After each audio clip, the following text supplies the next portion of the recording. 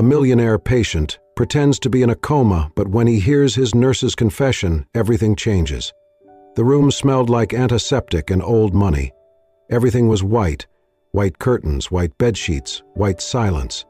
In the center of it all lay a man who hadn't moved in 10 days. His name was Julian Blackwell, 33, heir to one of the oldest luxury hotel empires in the country. A man who once commanded boardrooms now lay still, a thin scar on his temple, the only mark of the crash that had nearly taken his life. Or so the world believed. What they didn't know was this. Julian Blackwell was not in a coma. He was pretending.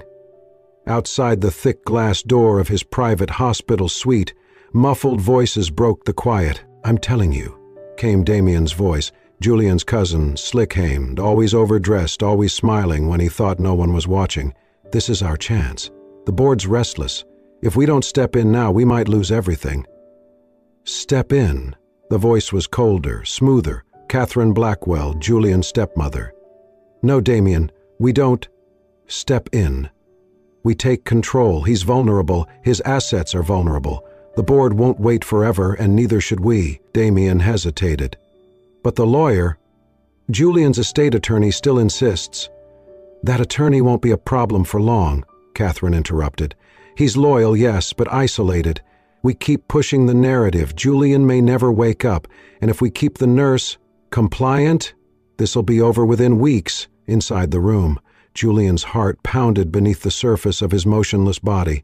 So it was true. He had suspected the crash wasn't an accident. A last-minute trip to the Hamptons had ended with a shredded guardrail, a flipped car, and a diagnosis of non-traumatic coma, but Julian had regained consciousness within 2 days and chosen not to speak. Not yet. He needed time. He needed to know who had betrayed him, and now, at least partly, he did. The door opened with a soft hiss. Footsteps. Slower this time. Different. Julian knew that rhythm already. Gentle, careful, measured. "Nora!" "Good morning, Mr. Blackwell." Her voice was soft but clear. No false sweetness. "It's just me." She moved around the bed with calm efficiency, checking his vitals, adjusting his blanket, brushing his hair back slightly with a practiced hand. There was no pity in her touch, only professionalism and something else. Something Julian couldn't name yet. He had watched her through the slit of barely opened eyes when she wasn't looking, the way she read aloud at night, the way she hummed to herself when she changed his IV. She treated him like a human being, not a lost cause. And she never said anything cruel. Not like Catherine. Not like Damien. "Your levels look stable today," Nora said quietly, scribbling something into the chart. "That's good." She sat beside him, sighing softly. "I don't know if you can hear me," she added, her voice lower now, almost conspiratorial. "But I think you can. Just a feeling." Julian felt heat rise in his chest. Was she about to say something? He listened carefully, heart still. "I took this job because I needed the money. That's not a crime. I didn't ask too many questions because, well, life doesn't let me. But now that I'm here, I see things, I hear things, and they don't sit right." She glanced toward the door. "Your cousin came in yesterday when you were asleep, or, well, asleep. He told someone over the phone that you weren't waking up anytime soon, and the tone in his voice, it scared me," she swallowed. "I don't know what kind of family you have, Mr. Blackwell, but I think they want you gone." Julian's fingers twitched, just a fraction. Nora didn't notice. "I should say nothing," she whispered. "I should just take my paycheck and keep quiet. But I can't. I've lost too much already. I became a nurse to help people, and whether you're listening or not, I won't be part of something that lets someone fade away just because they're inconvenient." She stood slowly. "I'm going to start keeping 2 logs," she murmured. "One for them, and one that's honest." Julian felt something stir in his chest that hadn't moved in a long time. Here's to making. Nora adjusted the IV one last time, then placed a book on the table beside him. "Tonight, I'm going to read to you. Something real. Something human." She walked out without another word. The door clicked shut. And in the stillness, Julian Blackwell blinked once, slow, controlled. He would wait. But not for long. The nights were when the silence felt loudest. After the last round of checks and the cleaning staff left, Nora would dim the lights and sit by Julian's bedside. The only sounds, the soft beep of machines and the wind brushing the high windows of the private recovery wing. It had been 2 weeks since she took the assignment. 2 weeks of watching Julian Blackwell, once a name she had only seen in magazines and headlines, lie still like a statue carved from grief. But something was off, deeply off. She noticed it first with the medications. On her second week, she checked the chart and paused.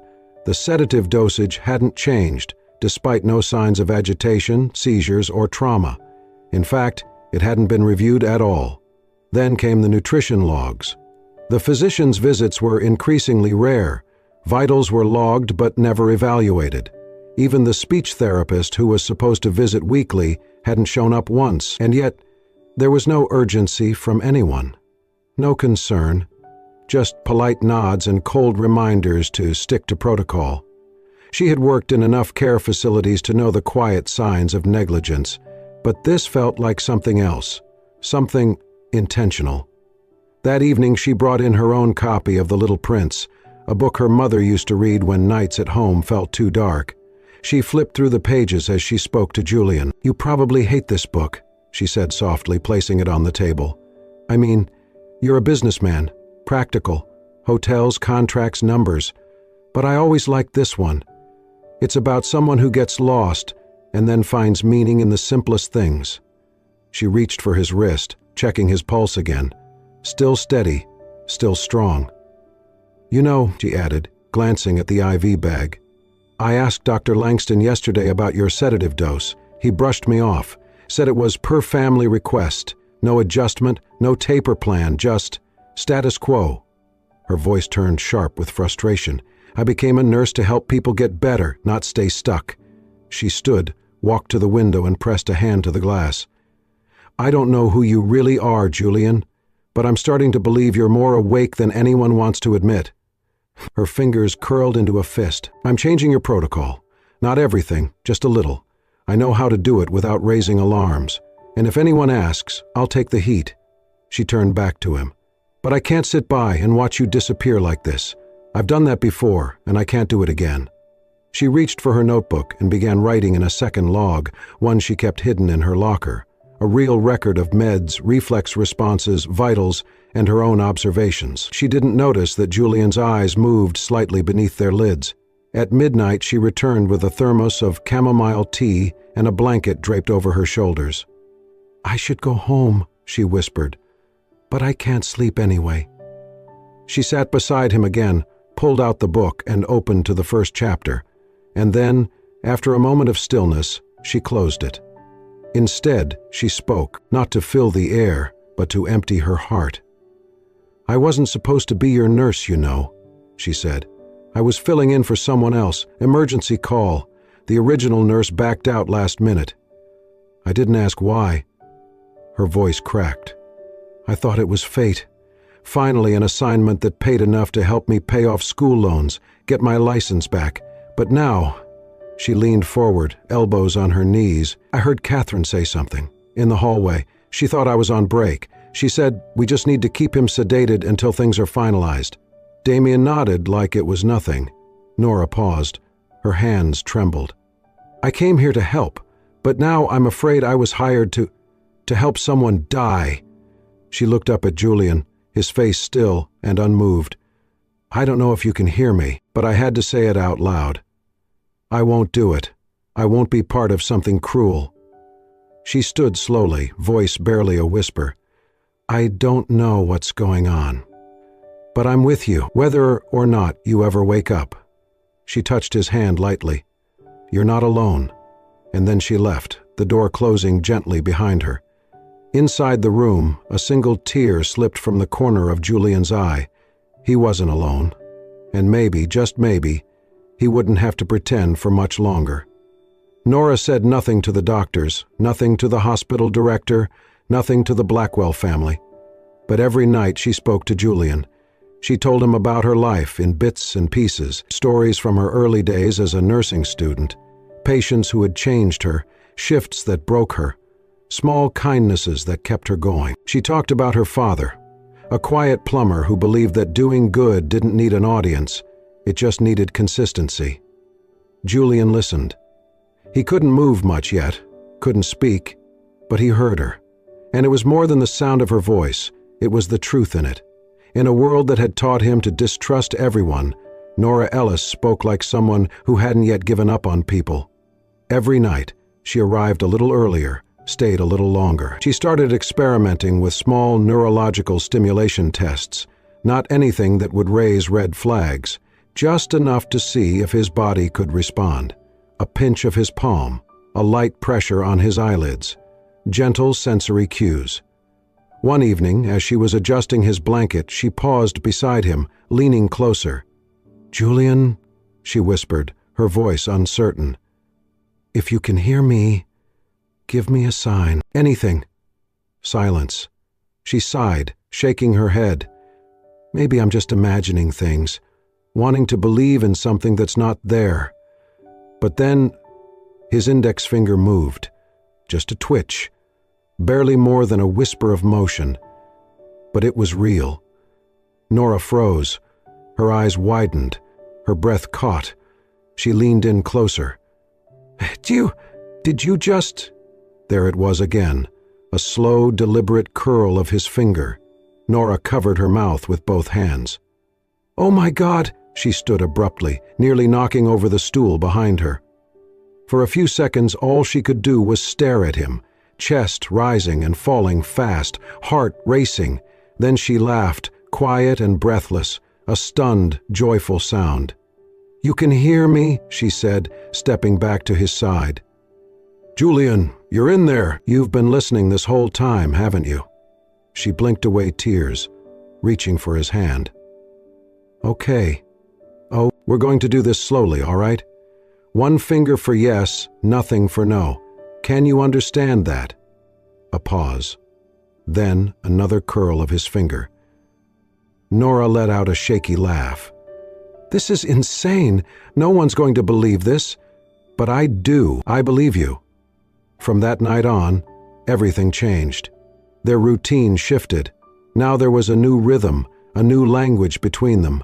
One blink, one twitch, one squeeze. Yes, no, maybe. She brought flashcards, started using a basic alphabet chart. It was slow, sometimes frustrating, but Julian tried. He wanted to try. And Nora? She was patient, careful, and warm. She smiled every time he responded. She never rushed him. She never treated his limitations like burdens. The connection between them deepened. Julian learned her favorite songs, her favorite flavor of coffee, how she used to watch people come and go at the hotel her mom cleaned when she was little, imagining the kind of lives they lived. Nora, in turn, learned things about him he had never told anyone. Not with words, just with looks, reactions, questions she would ask, and the way he would twitch once for yes, stay still for no. "You never wanted this life, did you?" she asked one night, eyes scanning his chart while her fingers gently smoothed the edge of his sleeve, his finger curled. "Yes? You just wanted peace, not power." Another yes. She sat down beside him. "I think I get it. I never wanted to be a nurse just to pay the bills. I wanted to help, but somewhere along the way I started surviving instead of living." Julian moved his hand slightly, trying to reach hers. She took it without hesitation. "I won't let them do this to you," she said. "I don't care what they want. You're coming back. We're going to get you back." In that moment, for the first time in years, Julian Blackwell didn't feel like a name on a contract or a line in a will. He felt human. Because someone had chosen to believe in him, even when he couldn't speak. And now, with her help, he was ready to fight back. In the days that followed, a quiet current of urgency ran beneath every moment Nora and Julian shared. By day, Nora played the obedient nurse, logging routine notes, adjusting the IV with steady hands, nodding politely to Catherine's condescending remarks and Damien's fake concern. But at night, she and Julian became something else. Not just patient and nurse, but partners, co-conspirators, survivors. She had memorized his signals, One twitch for yes, a finger tap for no. A faint breath change when something scared him. They were getting good at this. One evening, as she massaged his left hand to stimulate muscle tone, she whispered, "I know you want to expose them, but we need proof, real proof, and we need to be careful." Julian managed a faint blink, his newest response, then twitched his finger once. Yes, Nora pulled a tiny device from her pocket, a sleek pin-sized camera she had borrowed from her friend in tech support. It wasn't hospital standard issue, but it was discreet, high resolution, and had saved more than one whistleblower in the past. "I'll place it in the medication cabinet," she said softly. "That's where Damien and Catherine always talk when they think no one's around. I've seen them whispering, giving instructions to the night staff. It's time someone else saw what they're doing." Julian's eyes flickered in agreement. That night, when she was certain no one was watching, Nora slipped into the medroom. With gloved hands and a steady heartbeat, she hid the camera inside the corner of a ceiling panel, just above the fridge where the controlled substances were stored. The motion sensor clicked to life. Now they waited. 2 nights later, the plan paid off. Nora returned to retrieve the camera early that morning before the cleaners arrived. She watched the footage in the break room, headphones in, laptop open, heart pounding. At first, just silence, then footsteps. Damien's voice, "She's getting too involved," he muttered. "That nurse, she's not stupid." "Let her ask questions," Catherine replied calmly. "As long as she doesn't start writing reports, we're fine. Besides, we'll be done soon. We give it 2 more weeks, then we file the DNR motion." Nora froze. "Julian has no living will," Damien said. "Won't that raise red flags?" "We'll claim a verbal directive. I've already spoken to the hospital board liaison. They're sympathetic. They want the mess gone." "And the lawyer?" "I'm working on it. He'll be cut out of the next meeting." Then came the words that chilled Nora's blood. "All that's left is to keep him sedated," Catherine said, "and I want that nurse out of here once the paperwork's ready. She's seen too much." Nora sat in silence, hands trembling, as the video finished. She saved the file 3 times, once to her USB, once to an encrypted cloud server, and once on her locked phone. Then, with Julian's help, she drafted a message to send it. "Who do we trust?" she asked that night, sitting by his bed with her laptop. Julian blinked once, then once again. Nora hesitated. 2 blinks? She opened her notebook, flipping to a list of names he had painstakingly helped her form letter by letter. At the top, Avery Blake, Julian's longtime personal attorney, loyal, discreet, locked out by the family after Julian's accident. "I'll send it to him," she said. "We'll know what to do." That night, she uploaded the video with a short message. "Mr. Blake, I believe you are the only person who ever truly stood by Julian Blackwell. He is alive, and what's happening here is a crime. This footage proves it. Please help us. Nora Ellis." She hit send. Then she held Julian's hand and whispered, "They won't win." He moved his fingers in hers, just slightly. It was enough. In the early hours of the morning, her phone buzzed. A message from Avery Blake. Subject, Re-U-R-G-E J. Blackwell, received. "I'm on my way. Do not speak to anyone else. Keep him safe. We're not alone in this anymore." Nora turned to Julian, still asleep, but no longer alone. The game had changed. Now it was time to fight back. Julian opened his eyes on a Tuesday morning. It was subtle at first, just a sliver of hazel between his lashes. Nora had been adjusting his oxygen monitor when she noticed the flutter. Her breath caught. "Julian?" His eyes blinked, once, then again, fully. He was awake. For the first time in weeks, his gaze found hers, and something inside her chest tightened. He wasn't just responding with fingers or breath now, he was looking at her. And it was like being seen for the first time. Tears welled in her eyes before she could stop them. "Hi," she whispered. "You're really back." He tried to speak, but his throat was dry, unused. She shook her head gently, placed a finger to her lips. "Don't rush. We'll take it slow. You're safe." She helped him sit up, propped by pillows. It was a delicate process, But they had prepared for this moment: muscle memory, reflex checks, incremental healing. What they hadn't prepared for was the quiet between them now. Not the silence of fear, but something sacred. Later that evening she came back after her shift, carrying a thermos of tea and a small notebook. "Thought we might talk," she said. "Real words this time." Julian smiled faintly. His voice was rough, broken, but he managed one syllable: tea. She laughed, passing him the cup. They talked in short bursts over the next hour, him mostly listening, nodding, resting. But his eyes never left hers. She told him about the emails with Avery Blake, how he was coming with a legal team, how everything was set in motion. "You'll have control of your estate again," she said, "and justice. You just have to hold on a little longer." Julian didn't answer immediately. Then, softly he rasped, "You held on for me." She nodded, suddenly unable to meet his gaze. A beat passed. The room dimmed around them. Julian's hand reached slowly for hers. "You saved me," he whispered. Nora exhaled sharply, emotion rushing forward like a tide. "I didn't know what I was doing at first," she confessed. "I just knew I couldn't be part of something cruel. But the more I sat here with you, the more I read, the more I talked, She looked down. "I started to care. About the man you are, not the money, not the name. Just you." Julian's eyes softened. "Nora," she shook her head, blinking fast. "I know it's not professional. I know I'm not supposed to say this. But I think I'm falling for you. And I hate that it's at the worst possible time." Her voice cracked. "You've been through hell. You don't need someone like me complicating things." Julian's grip on her hand tightened ever so slightly. "You're the only thing that's made any of this make sense." Nora's breath caught. He smiled, weak but real. "You didn't complicate anything. You brought me back." She wiped at her eyes with the sleeve of her cardigan, laughing softly through the tears.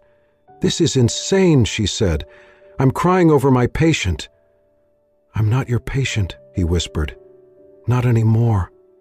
Silence fell between them again, but it was warm now, like a held breath between two people who knew something had changed. Outside, the wind stirred the trees, and the city hummed beyond the hospital walls.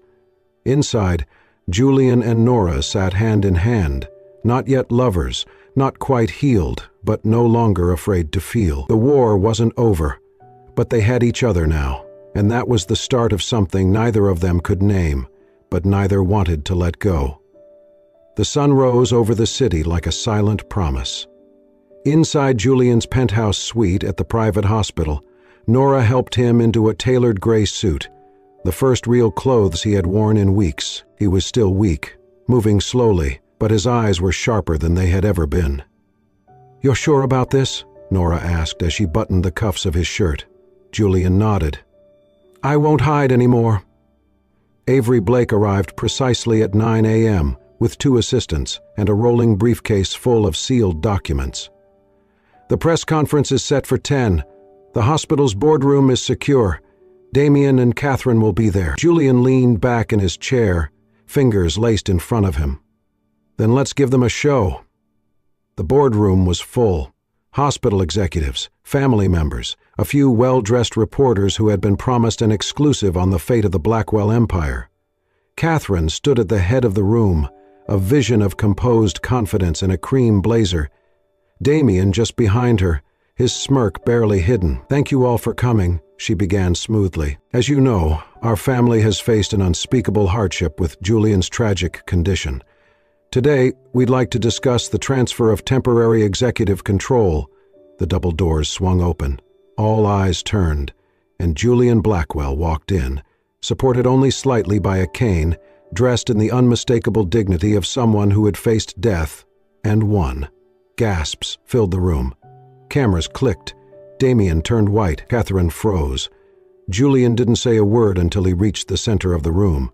Then he laid one hand flat on the table and looked directly at his stepmother. "I see you started without me." You're awake," Catherine stammered. "This is how..." Julian raised a hand. "Save it." He turned to the reporters. "I've been conscious for several weeks now. I was in a coma briefly, yes, but when I woke up I realized something was wrong, very wrong." Avery stepped forward, opened the briefcase and pulled out a small tablet. Julian nodded to Nora, who stood quietly at the back of the room, unnoticed until now. He met her eyes for a split second, enough to ground him. Then he pressed play, the room filled with the voices of Damien and Catherine. "We just need to keep him sedated. He won't be a problem much longer. We file the DNR once she's out of the picture." Gasps, murmurs. One executive stood, another sat down with a hand over his mouth. Damien tried to speak. That's taken out of context," Julian's voice cut through like a blade. "You tried to erase me, and you almost succeeded. If it hadn't been for one person—" He turned to Nora. "I wouldn't be here." Nora froze as the room turned toward her. Julian continued. "While everyone else was planning their next move, she stayed. She cared. She saved me."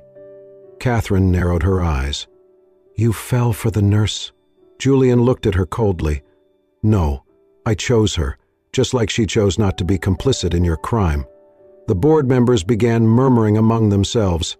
Avery took over, announcing pending charges, formal investigations, and the reinstatement of Julian's full authority. Catherine and Damien left the room in silence, their legacy crumbling behind them. Outside the boardroom, away from the chaos, Julian leaned against the wall, breathing heavily. Nora rushed to his side. "You did it," she whispered. "We did it," he corrected. She hesitated, looking around. Everyone saw. "Everyone knows now." He reached for her hand. "Good," he said quietly, "because I want the world to know who saved me, and who I want to be beside me from now on." She looked at him, eyes full. "Julian." But there were no more words needed, not now, because the truth was out, and they were finally free to live it. Nora didn't stay for the applause. She slipped away the moment the boardroom erupted in whispers and camera flashes, ducking through a side door and out into the cold afternoon air. Her hands shook as she pressed the elevator button, chest tight with something more complicated than fear. Julian had survived. He had won. And yet, why did she feel like she was the one running away? She packed her things quietly in the nurse's locker room that night, her thermos, the book she used to read aloud, and, most importantly, the little leather-bound notebook where she had kept every whispered observation, every question, every confession she had ever spoken when she thought Julian was asleep. She knew her time here was over. She couldn't stay, not when the entire world had watched him name her, not when headlines were already spinning her into a modern Florence Nightingale or a gold-digging scandal. She wasn't either. She was just tired and in love and unsure of what to do with both. She was locking the door when she heard the elevator ding behind her. "Nora?" She turned. Julian stood there. No cane this time. A little steadier on his feet. A winter coat over his suit. His eyes were tired but locked on hers. She inhaled sharply. "You shouldn't be walking around alone." "I'm not," he said. "I came to find you." She looked down. "I was just leaving." "I know." He stepped closer. "That's why I had to come now." He reached into his coat and pulled out the notebook. She froze. "You left this," he said. "You didn't think I'd let it go unread, did you?" Nora's cheeks flushed. "That wasn't meant for anyone," he finished gently. "I know." He opened it to a page near the middle. "I read this part 5 times, he said. "The night you said you were falling for me, and you hated it. Because you were scared. Because you thought I'd see you differently." He closed the notebook and looked up. "I don't." She stared at him. "I didn't fall for the nurse," he said. "I fell for the person who sat beside me when I was more ghost than man. The person who chose to believe I was worth saving, even when she thought no one would ever know." Her eyes brimmed. "Julian." He stepped forward, voice low and certain. "I've had a lifetime of people loving me for my name, my money, my power. You were the first one to love me without any of that." She shook her head. "I didn't mean t—" "I know," he interrupted, "but I did." Silence. Tender. Fragile. Then, softly, he asked, "Will you come back with me? Not to the hospital, not as a nurse, just as yourself." She let out a breath she hadn't realized she was holding. "And if I say yes?" "I'll spend the rest of my life proving that you made the right choice." Her lips trembled. "Okay," she whispered. Then Julian did something he hadn't done since before the crash. He smiled, and Nora stepped forward, into his arms, into the still-beating truth of what they had built, day by day, word by word, one heartbeat at a time, because some love stories don't begin with fireworks, some begin in silence, and grow louder when we finally choose to listen. 1 year later, the Blackwell name meant something different. The scandal had been national news for months. Julian had chosen to stay mostly quiet after the public revelation, letting the evidence and the law speak for itself. The video, the forged documents, and the witness testimony were enough. Catherine Blackwell, once the poised and pristine matriarch of the empire, now sat behind bars in a federal women's prison in upstate New York. The charges: conspiracy to commit attempted manslaughter, attempted medical fraud, obstruction of care. Damien, less careful, more arrogant, had been even easier to prosecute. His emails with private doctors, financial manipulation of Blackwell Hotel's shares, and his own recorded threats had sealed his fate. 15 years without parole. Their names were no longer whispered at black-tie galas or seen on luxury sponsorships. They were footnotes in a story that had turned toward healing. Julian had made sweeping changes.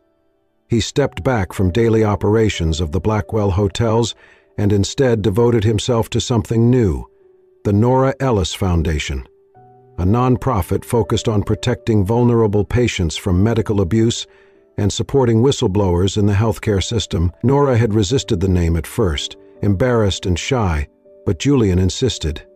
"You gave me back my life," he told her. "Now we help give others theirs." They opened their first pilot program in the very hospital where Julian had been kept. The irony wasn't lost on either of them. But the building felt different now, warmer, brighter. Not just because of the sunlight that streamed through the newly uncovered windows, but because of what they had built inside. The desert retreat was Nora's idea. It wasn't a spa or a resort, just a quiet house tucked into the canyons of New Mexico, far from the city, far from legacy, far from boardrooms and betrayal. They went there every few months. No cell phones, no press, just Nora, Julian, and peace. One evening, as the sun melted into the horizon and the sky burned gold, they hiked up a narrow trail behind the house. Nora laughed as Julian pretended to be out of breath. "You own hotels in 5 countries, she teased. "And you're winded after 15 minutes of walking?" "I almost died," he grinned. "Cut me some slack." At the top of the trail was a flat overlook that stretched for miles. Julian reached into his coat. Nora turned just as he knelt down, her breath catching. The ring was simple, a band of rose gold wrapped around a smooth stone of desert jasper, polished but not cut, warm and natural, like her. "I wanted to propose somewhere quiet," he said. "Somewhere like the place where I found myself again, where I found you." Tears welled in her eyes. He held the ring out. "Nora Ellis, you didn't just save me. You saved everything. My life, my name, my hope. Will you marry me? Not the millionaire, not the patient, but just me?" She dropped to her knees and wrapped her arms around him. "Yes," she whispered. "Always yes." They married in a garden behind the First Foundation Clinic. No press, no cameras, just family, chosen family, and the people they had helped. At the end of the ceremony, Nora looked out at the crowd and spotted something that made her heart stutter.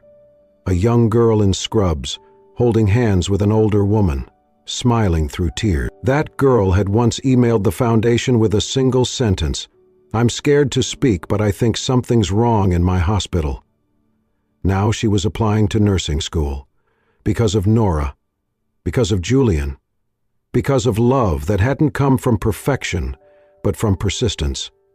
That night, as they sat on a wooden bench, Julian held Nora's hand and looked out across the courtyard, where laughter echoed beneath lanterns strung from tree to tree. He leaned his head against hers. "Do you think they'll ever forget what happened?" She smiled. "Maybe." He turned to her. "Do you want them to?" "No," she said. "Not if it reminds them that good people still exist, that truth can win, that love can outlast betrayal."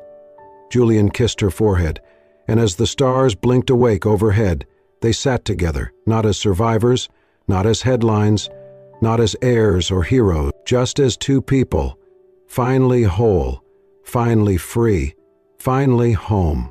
Sometimes healing begins in silence. Sometimes love begins with trust.